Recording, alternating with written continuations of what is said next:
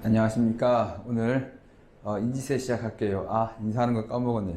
알면 돈이 되는 바른공세법 차태길입니다. 오늘 인지세 진도 나가도록 할게요. 네, 인지세. 여러분, 인지세, 한국에서는요, 여러분이 인지세를 납부한 적이 별로 없을 거고, 거의 볼 일도 없으실 거예요. 여러분들이 언제 인지세 납부했냐라고 한다면, 아마도 옛날에는 여러분, 나이 따라 달라지실 텐데요. 은행 통장 딱 열어보시면 첫째 면에 우표 같은 거 하나 붙어 있을 때가 있었어요. 아니면 지금이라도 열어보시면 아예 거기 인쇄돼 가지고 뭐 인지 납부했다란 말이 도장이 아예 인쇄돼 있을 수도 있고요. 아주 엄마 아빠 통장 한번 까보시면 첫 면에 인지 붙어 있는 경우가 있을 겁니다. 그래서 인지세를 통장 같은 데다가 붙여서 하는 거 있을 거고요. 또 최근에는 여러분이 한다면 운전면허 시험 볼 때 인지를 하다가 더덕더덕 붙였을 거예요. 시험 몇 번 떨어지면 인지 붙일 자료가 모자라서 뒷 페이지에까지 더 붙여야 되는데, 그럴 때 인지를 붙여요. 그리고 또 어느 경우냐면 제가 군대에서 여러분이 잘 모르겠지만 제가 군대에 있을 때 군함 만드는 일을 했었어요.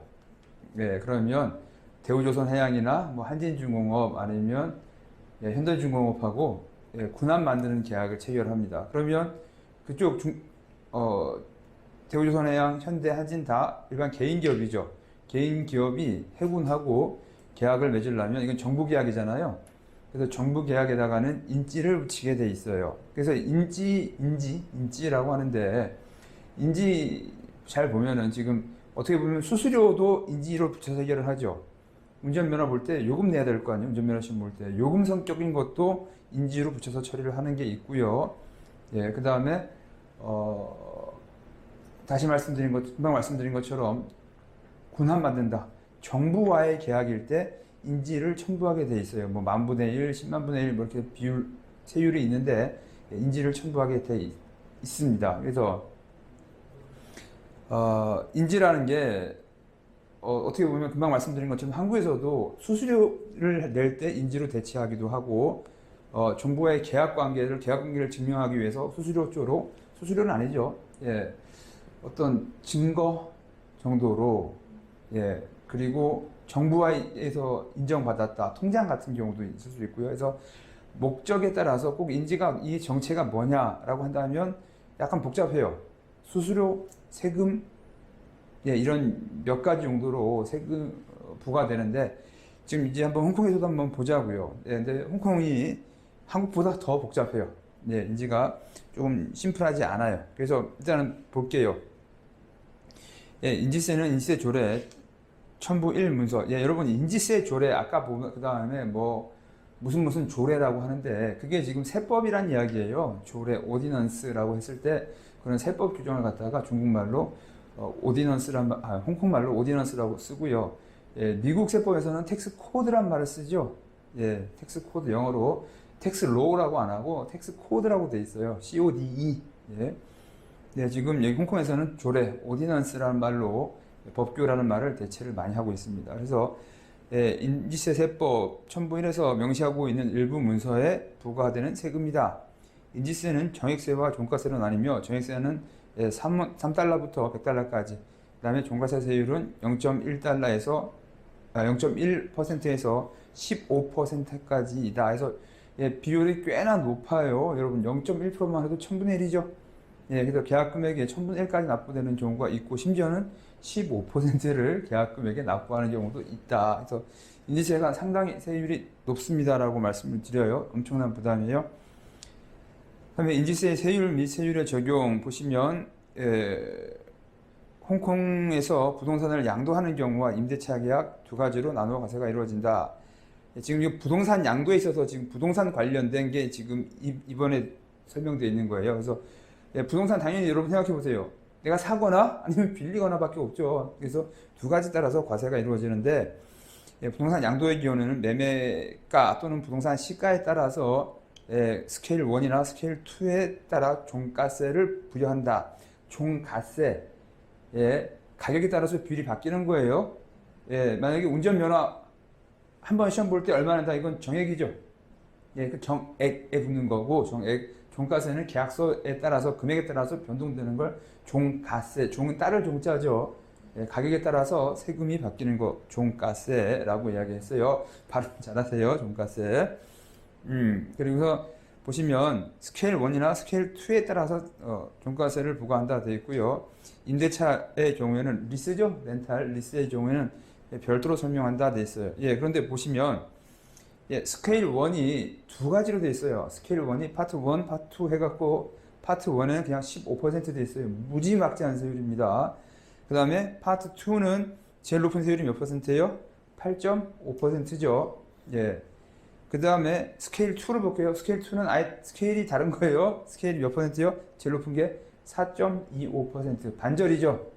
예. 제일 높은 세율만 본다면 반절이에요. 그래서 지금 여기 정리를 한번 해드릴게요. 여러분들이 이 다음 페이지 가시면 뭐라고 말로 설명이 되어 있는데 설명을 보시면서 이해가 안 가고 잠깐만 몇 번 물어보시는 분들이 계세요. 저도 처음에 힘들었고. 그래서 스케일 1이 있고요. 스케일 2가 있죠, 크게. 그럼 스케일 1에 나눠지죠? 파트 1, 파트 2에서 15%가 있고요. 그렇죠? 그 다음에 8.5%짜리를 갖다가 그냥 고세율로 제가 이름할게요. 고세율, 높은 세율. 그럼 파트 2는 고세율이 아니라 반절이죠. 그래서 그냥 일반 세율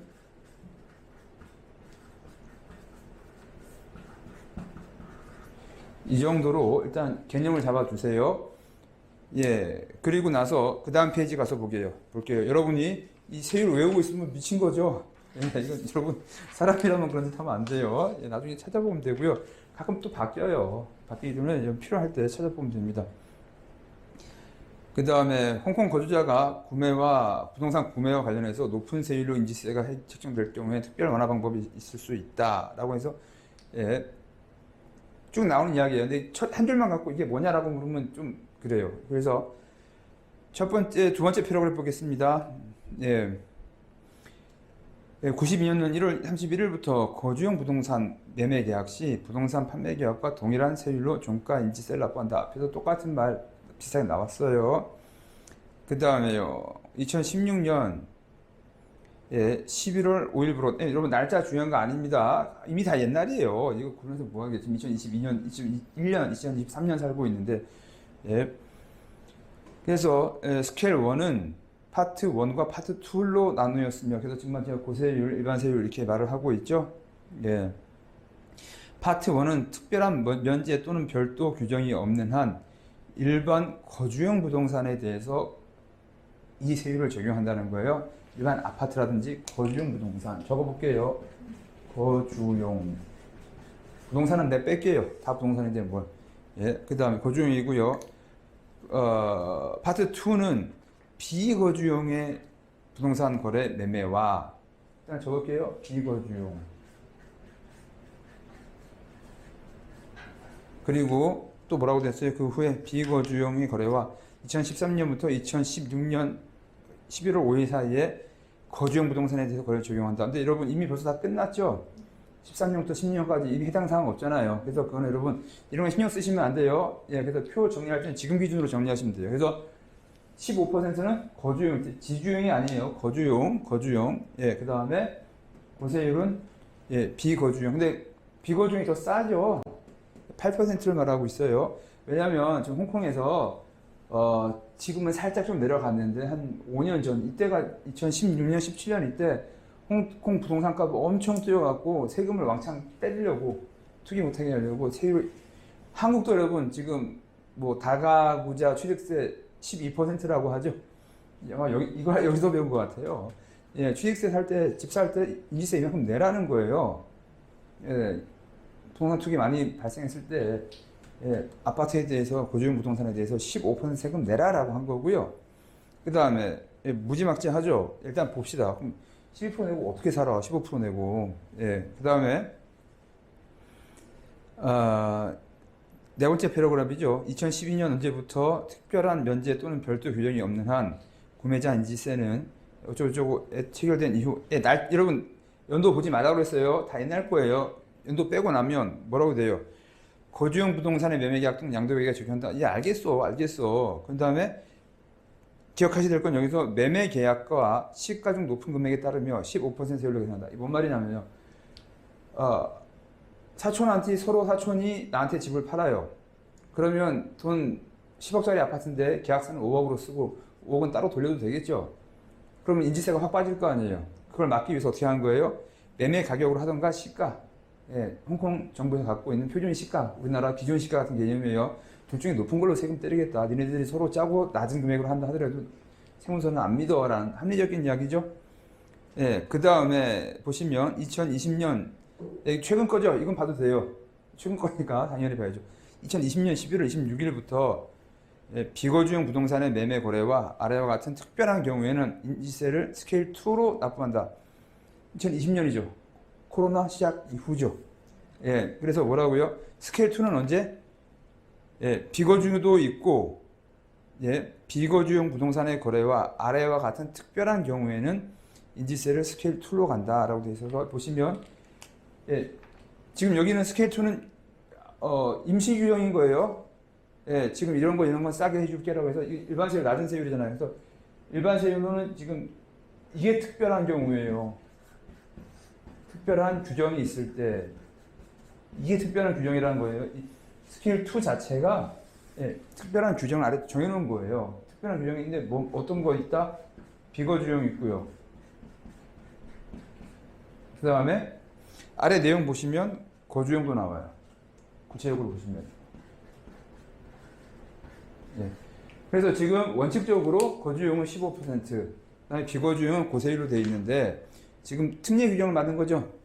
예, 2020년부터 11월부터 시작해갖고 비거주용도 낮은 일반 세율로 가고 또 어떠한 경우에는 거주용도 낮은 세율로 처리해 준다라는 이야기입니다. 이 내용 보고 막 뒤섞여서 어느 게 어느 거고 도대체 거주용 몇 프로란 말이냐 묻는다면 아래 해당하는 규정에 해당하는 거주용은 일반 세율로 가는 거죠. 지금 비거주용은 지금 다 몇 프로로 가고 있어요?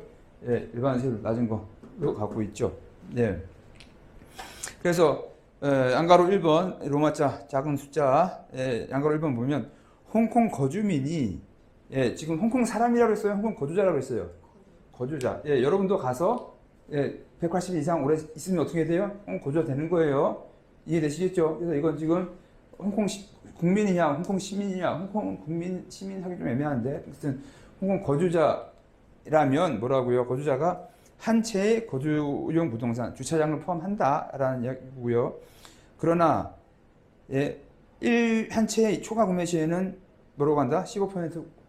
원래 일이 거주용으로 간다라는 얘기죠. 그래서 두 채부터 할 때는 뭘로 가겠다? 두 번째 집부터는 1가구 1주택 처음 할 때는 낮은 거 일반 세율로 가는데 두 번째 집부터는 뭘로 간다? 일반 거주용으로 해라 라는 이야기예요. 그래서 일반 서민들이 1가구 1주택일 때 집 하나 사는 건 뭐예요? 4.25% 낮은 거 간다는 거죠. 지금 고세율이 이게 8.5%고 일반 세율은 4.25% 제일 높은 거잖아요. 그래서 홍콩에서도 일반 1가구 1주택으로 보통 사람들이 집 살 때는 당연히 4.25%만 내라. 근데 네가 돈이 많아서 두 채, 세 채 산다면 15% 높은 취득세를 내고 살아라는 이야기죠. 그래서 인지세가 지금 홍콩에서는 어떤 역할을 해요? 취득세 역할을 하죠.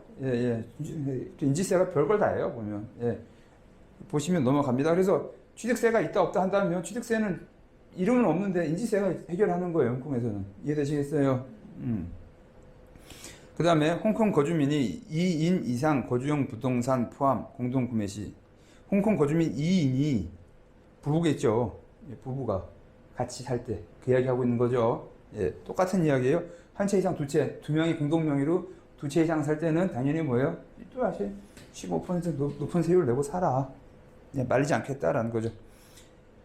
그 다음에 홍콩 거주민이 친족 관계인 비거주민과 공동으로 친척하고 같이 거주용 부동산 구매 시 또 역시 한 채를 초과했을 때는 와이프 말고 해도 친척끼리 뭉쳐서 뭐 아들끼리 뭉쳐서 집 산다. 그래 하나를 해줄게. 그 이야기죠. 근데 역시 또 한 채 또 더 추가로 사면 뭐라고요? 그때는 15% 높은 거 내라라는 이야기. 그 다음에 4번 홍콩 거주민 혹은 거주용 부동산을 소유하고는 여부와 관계없이 친족 간의 부동산을 양도할 때는 낮은 걸로 해주겠다. 예, 모르는 사람 아니고 예, 아는 사람 친척끼리 사고 파는 거 할 수 있겠죠. 그때 낮은 걸로 해주겠다. 괜찮아요. 나쁜 거 아니에요. 그 다음에 예, 부동산 소유 환급 시 부동산 명의자로 지정 시 이거 뭔 말인지 모르겠어요. 아마 상속증여에 해당되는 것 같아요. 예, 넘어갑니다. 근데 꼭 상속증여라고 쓰지 마세요. 그냥 애매해요. 뒤에 따로 상속증여 또 따로 나옵니다. 예, 4번, 그다음에 맨 6번이죠. 법원 소송으로 인해서 금융기관이 아닌 채권자가 부동산을 취득한 경우, 예, 막 경매라든지 이런 경우가 될 거예요. 예, 경매라든지 해서 경매로 취득하는 사람한테 있어서 낮은 걸로 해주겠다. 아니면 경매 아니어도 내가 회사예요. 회사인데 소송을 해서 돈을 못 받고 아파트로 받을 수 있죠. 그럴 때 지금 뭐라고? 낮은 세율로 간다라는 이야기예요. 그 다음에 7번 금융권 채권자가 지정한 양수인이 인수하는 거주용 부동산 아마 지금 6번하고 똑같은 이야기일 겁니다. 내용이 같아요. 그 다음에 8번이요. 거주용 부동산 소유하고 있는 개인이 기존의 주택을 매각하고 다른 새로운 부동산을 취득하는 경우 뭔 말입니까? 예, 나 지금 살고 있었다는 오래된 집 팔고 새로 된 거 다른 집, 새 집 사겠다는 이야기죠. 역시 갈아타기 이야기죠. 한국말로 할 때 갈아타기 하는 경우 뭐라고요? 예, 낮은 세율로 적용해 주겠다라는 이야기예요. 예, 넘어가요. 그 다음에 뭐 도시개발국에 의해서 어쩌고저쩌고 넘어갑니다. 그건 예, 도시 재개발. 예, 여러분 그것까지 지금 공부하고 있으면 여러분이 정상이 아니죠. 그렇죠? 그럴 필요 없어요. 네, 그 다음에 2013년 2월 23일부터 비거주용 부동산 매매계약서에 종가인지세를 첨부해야 되고 인지가 첨부된 상태에서 계약 주체가 변동된 경우 정부의 명의변경 행정 처리 시 부동산 양도계약서에 100원만 납부하면 된다. 이게 뭔 말이냐면요. 제가 부동산을 갖다가 청약을 했어요. 처음 분양받는 사람이에요. 아파트 개발사한테 처음 부동산을 개발받아요. 그래서 인지세까지 다 납부했어. 예, 처음 계약하면서. 그런데 만약에 잔금 조금이 모자라서 계약이 파기될 수가 있어요. 지금 상황 이해되세요? 예, 부동산 개발상하고, 예, 건설회사하고, 원래는 개발상이죠, 시행사. 예, 쉽게 말하면 개발상하고 아파트를 계약을 했는데, 내가 인지세 다 내놓은 상황에서 잔금 처리가 안 돼가지고, 소유권이 바뀌는 경우, 다른 사람한테 넘어가게 되는 경우가 있어요. 그러면 실제로 소유권도 안 넘어갔는데, 인지세만 2번 내면 억울하잖아요.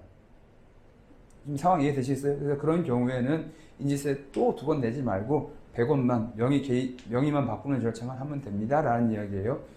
이거 이해하는데 저 한참 걸렸어요. 쉽지 않죠.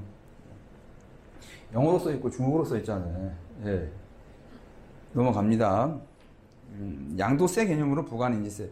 여러분 지금 앞에서 보시면요. 지금 65페이지에 괄호 보시면 65페이지 첫 번째, 두 번째, 세 번째, 네 번째 패러그래프 쭉 보세요. 괄호 있죠. 매수자만 납부. 누가 내는 거예요? 사는 사람이 내죠. 우리는 지금 몇 페이지 보고 있어요? 65페이지 보고 있어요. 65페이지에 세 번째 패러그래프, 네 번째 패러그래프, 다섯 번째 패러그래프 다 뭐라고 써 있어요? 매수자만 납부. 누가? 사는 사람만 내는 거죠. 살 때 내고 사라는 거예요. 취득세 등록세라고 설명드렸잖아요. 그렇죠? 이해되셨죠? 그 다음은 이제 또 양도세로 또 인지세를 납부하라는 거예요. 이번에 여기서 보는 건 양도세를 인지로 납부를 합니다. 양도세 있다는 이야기죠. 그래서 양도세 개념으로 부과되는 인지세 보시면 거주용 부동산의 경우 취득일로부터 24개월 이내에 또는 36개월 이내에 처분하는 경우에 스페셜 인지세를 부과한다. 이게 말이 스페셜 인지세이 좋은 말이지 양도세예요. 그냥 일반 스탬프 듀티가 아니고 스페셜이다 해서 붙여놓은 건데 그냥 이건 양도세입니다. 그래서 매매 가격과 시가의 높은 금액을 과세표준한 당연한 이야기일 거고요. 6개월, 1년 여기 표에 보시면 6개월, 1년, 2년, 3년 해가지고 세율을 어떻게 초단기로 해서 돈 벌어가는 사람은 세율을 높게 매기고 있는 거죠. 6개월 미만에 사고 팔아서 거의 뭐 데일리 트레이딩 하듯이 돈 버는 사람들, 금방 돈 받아서 가는 사람들은 20% 내라, 15% 내라, 20% 내라. 양도세를 갖다 뭐로 내라고 하고 있다고? 예의 인지세로 납부하고 있다라는 거예요. 그 다음에 부동산을 보유하고 있는 법인의 주식을 거래하는 경우에는 동특별 인지세, 양도세를 필요로 하지 않는다. 뭔 말이에요? 예, 여러분 한국에서는요, 부동산을 사고 파는데 꼭 부동산을 직접 사고 팔지 않고 아예 회사를 갖다가 사고 파는 경우가 있을 수 있어요. 그렇죠? 공장을 갖다 운영하고 있는데 공장을 접는다라든지 예, 할 때 기계행치 다 빼고 재고 빼고 사람들 다 해고 나서 이제 빈 껍질이라고 하면 그렇죠.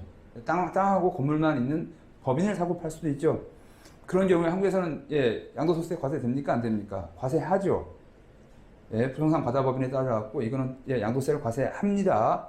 예, 그 부동산 과다법인이냐 아니냐 한국세법에 따라도 있어요. 물론 중국에도 있습니다. 근데 지금 홍콩에서는 이건 뭐라고 하고 있어요? 예, 부동산에 보유하고 있는 주식을 사고 파는 경우에는 예, 이 양도 규정은 적용하지 않는다. 좀 좋은 규정 같아요. 하여튼 저는 세금 내기 싫어하는 사람이니까 이렇게 말씀드릴게요. 67페이지요. 67페이지. 그 다음에 임대료와 임대료 이외에 추가로 수령하는 기타 비용에 부과되는 인지세. 이거 한번 읽어볼 텐데 읽어봐서 여러분이 이해가 된다면 여러분이 비정상인 사람이에요. 예, 임대 계약 내에 추가 임대료, 웃돈, 권리금, 제가 다 써놨네요. 여러분 이해하기 좋으라고. 예, 이해될 수도 있어요. 예, 임대차 계약 내에 예, 추가 임대료 가로 열고 닫고 규정만 있고 예, 웃돈, 권리금, 보증금 등의 유형으로 계약서에 표시할 수 있으나 계약 종료 시 환급하지 않는 금액 규정만 있고 추가 쭉 읽을게요. 추가 임대료 규정만 있고 일반 임대료 규정이 없다면 예, 종가 인지세율은 부동산 양도계약 스케일 2에 적용한다. 추가 임대료와 임대료 규정이 모두 포함되어 있다면 추가 임대료 부분은 4.25의 종가 인지세율 나중을 적용하고 임대료에 대해서는 임대 기간에 따라 결정된다. 예, 여러분 이게 뭔 말이냐면요. 지금 아래 표 볼까요? 표를 보시면요. 이게 부동산을 임대할 때, 렌트할 때 들어가는 세금이에요. 그래서 1년 미만일 때는 0.25% 세금을 내라 라는 거고요. 2년일 때는 0.5% 세금을 내고 3년 이상이라면 예, 1%짜리 세금을 내라 라는 이야기예요. 이해되시겠어요? 예. 지금 그러니까 부동산 앞에서는 우리 양도에 대한 세금을 공부했었죠. 부동산을 사고 팔 때에 대한 세금을 공부를 했고 지금 뭐예요? 임대 계약을 할 때에도 인지를 붙이라는 이야기죠. 그런데 여러분 계약서에 두 가지가 있을 수가 있다는 거예요. 말은 임대 계약인데 임대료라는 문구가 없어. 임대료가 없고 한 번에 너한테 고마우니까 너한테 100억을 줄게. 말은 임대 계약이에요. 임대 계약이에요. 예. 여러분 생각해 볼까요? 홍콩에서 지금 부동산이 어떤 제도예요? 땅 소유권이 있어요, 없어요? 없죠. 홍콩도 없어요. 그래서 앞으로 지금 1996년인가요? 그때부터 50년까지 하고 나서 그 후에 다시 생각하자고 돼 있죠? 예, 그러면 지금 2020년인 상황이니까 예를 들면 한 30년이 채 안 남았죠. 임대기간 30년 해놓고 나서 임대기간 30년 하고 나서 매년 임대료가 아니라 한 번에 반환하지 않아도 되는 고마움에 대한 비용이라고 해놓고 예, 100억 아니면 50억 써놓고 아파트를 판다고 했다고 칩시다. 네, 아파트를 임대한다고 치자고요. 그럼 이게 지금 팔은 거예요? 임대한 거예요? 계약서는 임대계약서야. 근데 계약 기간이 30년이고요. 30년이란 뭐예요? 일단 법에서 정한 데까지 만땅 다 채운 거죠. 1996년부터 50년이니까 예, 지금 1920년 시점에서는 30년만 쓰면 어떻게 돼요? 30년 동안 임대한다는 말은 그거 사실상 판 거죠. 근데 매월 임대료란 말을 안 썼을 뿐이에요. 그냥 예, 너한테 내가 감사한 마음을 담아서 100억을 지급할게 라고 써놨어요. 그럼 그거 임대라는 거예요? 아니면 매매로 봐야 돼요? 매매로 봐야 된다는 이야기 이해되시겠어요? 예, 그래서 그 추가 임대료라는 말을 갖다가 임대료를 더 준다는 개념이 아니에요. 뭐라고요? 웃돈 또는 권리금, 보증금 이런 표현, 기타 표현을 쓰는데 그거는 환급할 필요가 없어요. 계약 끝날 때 안 돌려줘도 돼. 집주인한테 주는 거죠. 그냥 특별한 감사한 마음을 담아서 예, 준다는 표현이죠. 예, 근데 그 금액만 있고 임대료는 아예 없다. 그럼 뭐예요? 이건 사실은 파는 거죠. 예, 그래서 그 내용이 뭐예요? 파는 걸로 봐서 종가 인지세율은 부동산 양도계약 스케일 2로 간다. 이해되시겠어요? 스케일 2가 뭐예요? 스케일 2 이거죠? 네, 다른 걸로 보겠다라는 이야기예요. 근데 지금 봅시다. 렌트에 대한 인지세 세율은 어디 있어요? 그 아래 표죠? 스케일 1, 2가 아니라고. 예, 근데 네가 만약에 이 렌트가 비싸다고 해갖고, 예, 계약서 형식은 렌트를 했지만 사실은 양도처럼 계약을 했다면 그 양도로 보겠다라는 이야기인 것 뿐이에요. 이해되시겠어요? 예, 그래서 예, 웃돈을 더 주는 계약인데 예, 다른 임대료가 없다면 그 웃돈 전액을 뭘로 보겠다? 양도로 보겠다라는 이야기인 거죠. 이해되시겠어요? 두 번째 이야기 또 다시 뭔 말이에요? 예, 두 번째 이야기 그 다음에 추가 임대료와 우리 세 번째 줄 마지막 보고 있죠. 추가 임대료와 임대료 규정이 모두 포함되어 있다면 추가 임대료는 4.25로 가고 임대료는 임대료로 가겠다. 예, 이해하실 수 있으실 거예요. 예, 저는 되게 고생했어 이거 읽느라고. 예. 그래서 보시면 세율 쭉 보시면요. 예, 1년일 땐 0.25%고요. 2년일 때는 1년에서 3년 사이는 0.5% 2배고요. 3년 넘어가면 예, 1%다라고 되는데 여러분 이게 부당하다고 느끼지 않아도 돼요. 왜냐하면요. 여러분 볼까요? 여기 예를 볼게요. 1년 임차 계약했어요. 1년짜리. 그러면 월 임대료가 5만 원이라고 한다면 1년 임차료 60만 원 지금 내야 되죠. 그럼 세율이 얼마냐? 1년짜리 계약이니까 세율이 위에 보시면 세율 몇 프로짜리예요? 0.25%죠. 60만 원 곱하기 0.25 하면 예, 인지세 1,500원 납부하면 돼요. 그런데 여러분 계약 기간은 예, 1년간 월 납부액만 5만 원이라 하고 계약 기간을 3년으로 써놨다 이 말이에요. 그럼 1년짜리를 3번 원래 신고한 거랑 똑같은 거죠. 이해되겠어요? 한 장이니까 예, 그렇게 하면 정부가 손해나죠. 아깝죠. 예, 그래서 매월 임차료를 적어놓고서 계약 기간만 적어놨지 총액을 안 적었다 했을 때는 과세 어떻게 할 거냐라는 이야기예요. 1년에 0.25니까 2년짜리 계약했으면 어떻게 하는 게 맞겠다. 볼까요? 두 번째 월 임대료는 똑같죠. 예, 근데 계약 기간이 2년이라고 적어놨어요. 그럼 그때 어떻게 한다고요? 연 임대료율 60만 원 곱하기 세율이 0.5% 2배짜리 적용해버리죠. 왜요? 그럼 1년 계약 2번 한 거니까 정부는 똑같은 돈을 받아가겠다는 이야기죠. 이해되시겠어요? 예, 그래서 곱하는 금액이 뭐예요? 총 그 기간에 대한 임대료가 아니고 1년짜리로 지금 곱하게 돼 있어서 그래요. 총 임대료라면 0.25만 곱해도 되겠죠. 3년이면 3년치 임대료 총액 곱하기 0.25면 되는데 홍콩 사람들이 되게 심심한가 봐요. 세법 규정 이렇게 만들어놨어. 연간 임대료에다가 곱하기 세율. 세율이 연도마다 달라질 수밖에 없겠죠. 이건 기간이 늘어나니까. 지금 동의하시겠습니까? 이해되시겠어요? 그래서 세율이 왜 세율이 달라지지? 아니에요. 예, 2년 계약했으면 2년간 총 임대료라면 세율은 같겠죠. 근데 이 공식 자체가 세율이 곱하는데 그 앞에 있는 금액이 뭐예요? 1년치 임대료를 기준으로 하라고 되어 있으니까 세율이 더블 될 수밖에 없는 거예요. 이해되시겠죠? 그래서 매년 하나 이렇게 하나 내는 인지세는 다르겠습니까? 차이가 많겠습니까? 다를까요? 아니면 같을까요? 차이 없겠죠.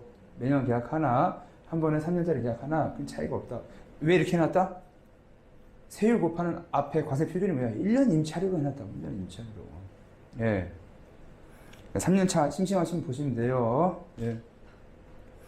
그 다음에 한 가지 주목할 점으로 임대 수익을 계산함에 있어 한국과 같은 보증금에 대한 간주 임대료 계산 요령이 없다. 따라서 보증금에 대한 간주 임대료 계산하지 않는다. 예. 여러분, 예, 전세 같은 경우에 전세는 왜 내줍니까? 투기하려고요? 아니죠. 전세 내주는 사람이 돈을 벌면 이제 전세를 밀어낸다는 표현을 쓰죠. 예, 전세금 만약에 5억을 하고 아파트를 빌려줬었어요. 내가 한 3년 동안 열심히 해서 2억을 벌었습니다. 그럼 이제 그 다음에 계약할 때는 어떻게 해요? 전세 3억에 대신에 월세가 얼마 추가되겠죠. 돈이 없으니까 투자는 하고 싶은데 예, 아니 내가 나중에 들어가려고 벌어서 전세 밀어내면서 하는 거 여러분 이해되시겠죠? 예. 그럴 때 그럼 세무서에서는요 전세로 한다면 생각해 볼게요. 지금 우리 한국 입장이에요. 홍콩 전세 없어요. 한국에서 전세를 내면 세무서에서는 뭐라고 월세를 받았다고 볼까요? 안 받았다고 볼까요? 받았다고 봐요. 여러분이 집주인이에요. 전세를 했어요.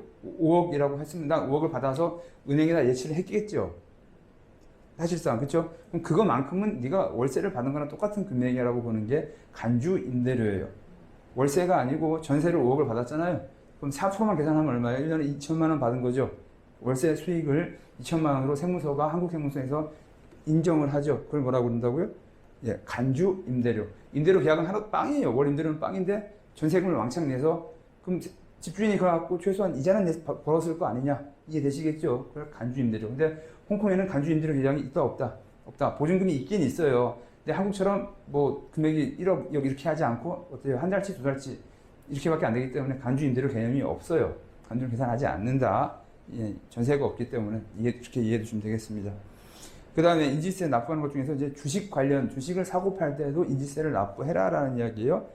그래서 일반적인 지분 매매 계약으로 소유권 이전되는 경우에는 몇 퍼센트요? 쌍방이 모두 0.13%의 종가세를 납부해야 된다. 그래서 거래되는 주식 사고 파는 금액의 몇 퍼센트요? 0.13%의 인지세를 납부해야 되고, 상속 증여 기부로 한 분이 돌아가셨죠? 그분이 납부할 수 있는 상황이 아니죠? 그럼 어떻게 해? 그럼 받는 사람이 2배 내라. 0.26%를 내라. 예, 5원은 계약서 한 장당 붙이는 기본 인지세예요. 예, 별로 뭐 5원 갖고 목숨 걸 거 아니니까 제가 설명 안 드릴게요. 그 다음에 인지세 면제 균형. 아래와 같은 경우 인지세를 면제한다. 거주용 부동산을 소유주하는 이미 신규부터 양수인으로 지정되었을 경우 1번, 2번, 1번, 2번이 거의 같은 내용이에요. 보시면 유산으로 인해서 사망자의 유언 또는 법에 따라 피상속인으로 지정되어 취득한 부동산. 예, 아빠가 돌아가시면서 아들한테 넘어가는 거 인지세 낸다 안 낸다. 1번, 2번 비슷한 내용이죠. 예. 3번, 4번 보시면 법인이 관계사 법인으로 양도 또는 취득한 부동산에 대해서는 안 낸다. 같은 회사끼리 계열사끼리 사고 파는 건 인지세 안 낸다라는 말이 있고요. 4번하고 5번이 맞는 것 같아요. 정부로부터 취득하거나 정부에 양도한 부동산, 세무 규정에 따라 면세 승인된 재단으로 기부받는 부동산. 4번, 5번 성격이 비슷하죠? 예, 그래서 대충 이런 어떤 사유가 있으면 공익적이라든지 그런 성격이 있다면 예, 인지세 면제해 줄게 라는 이야기고요. 7번 인지세 환급 규정. 돈 돌려주는 경우도 있어요.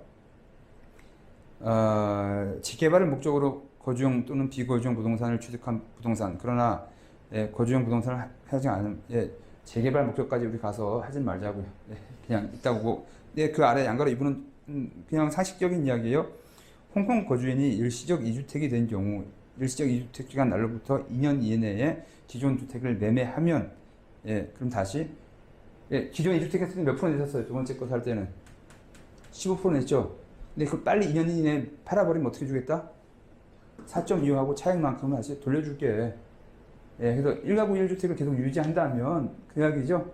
예, 네가 일시적으로 지금 아까 팔고 살았더라면 4.25였죠. 근데 잘 안 팔려갖고 어쩔 수 없이 일시적으로 2주택이 됐어. 무슨 뭐라고요? 그래서 사고 나서 2년 이내로 빨리 팔아. 그럼 그동안 많이 낸 건 돌려줄게 라는 이야기예요. 합리적이죠? 예. 우리나라에도 한국에는 있나요? 제가 그 공부는 안 해봐서 모르겠네요. 한국에는 있는지 없는지 모르겠어요. 죄송해요. 네, 다음에 공부하고 다시 제가 다음에 녹화할 때는 반영해서 설명해 드릴게요. 그 다음에 인지세 관련 인정과세. 어떠한 경우에도 인지세 관련 징수가는 신고된 가치가 적절하지 않다고 판단되는 경우 부동산이나 주식의 가치에 따라 인지세를 부과할 권리가 있다. 그래서 예, 인지세 과세할 때 이거 니네들끼리 짜고 너무 낮은 금액으로 한다면 뭐라고요? 예, 인지세 납부하는 과세하는 사람이 공무원이 정상가액 평가해갖고 그걸로 과세할 수가 있다라는 이야기예요. 그래서 갑과 을이 서로 짜고서 낮은 금액으로 신고해봤자 의미 있다 없다? 없다라는 말씀을 드릴게요. 네, 이것으로 예, 인지세, 홍콩의 인지세에 대해서 한번 봤고요. 다시 한번 복습해 볼게요. 인지세 가서 보시면 예, 인지세 예, 부동산의 취득에 대해서 납부하는 게 있었었죠. 예, 기본은 15%, 그 다음에 높은 세율, 제일 높은 거, 그 다음에 빌딩 마치 비거주용 좀 낮죠? 8.5%. 일반은 예, 보통 사람들이 부담할 만한 거죠. 예, 그래서 이건 특별한 규정이 있을 때 비거주용도 가능하고 거주용도 가능하다라는 게 있었고, 여기는 없었지만 아까 별도로 리스 세율도 있었죠. 렌트 리스 세율 있었어요. 리스 세율은 연도별로 바꿔지는 거 기억나시겠죠? 예. 그 다음에 66페이지에 보시면 양도세 개념으로도 낸다. 홍콩에도 양도세 있다 없다? 당연히 있다. 근데 예, 2년 이내, 3년 이내 빨리 사고 파는 사람한테는 누가 내는 거예요? 이거는 예, 돈 버는 사람이 내는 거죠. 그 다음에 렌트 관련해갖고 일반 리스료, 렌트료에 대해서는 예, 해마다 세율이 높아진다. 왜? 곱하는 금액 자체가 뭐예요? 1년치 임대료니까 그런 거다. 1년치 임대료라서. 그 다음에요. 추가 임대료 해서 돌려주지 않을 거는 사실상 판 걸로 보겠다. 4.25로 과세한다. 이해되시겠죠? 그다음에 주식 관련해서 주식 사고 팔 때도 인지세 납부해야 되고요. 예, 면제 규정 있을 수 있고 환급 규정, 환급도 있을 수 있다. 왜? 2가구 1주택, 일시적 2가구 1주택일 때 빨리 팔면 다시 돌려줄게 하는 거 있었고, 예, 인지세 부당하게 갑부하게 짜고서 낮은 금액으로 신고를 한다면 그건 세무서에서 안 받아주겠다. 정상가액으로 평가해서 과세한다. 라고까지 해서 홍콩의 인지세에 대해서 공부를 마쳤습니다. 네, 오늘 여기까지 수업 들어주셔서 참 감사합니다. 다시 뵙겠습니다. 수고하셨습니다.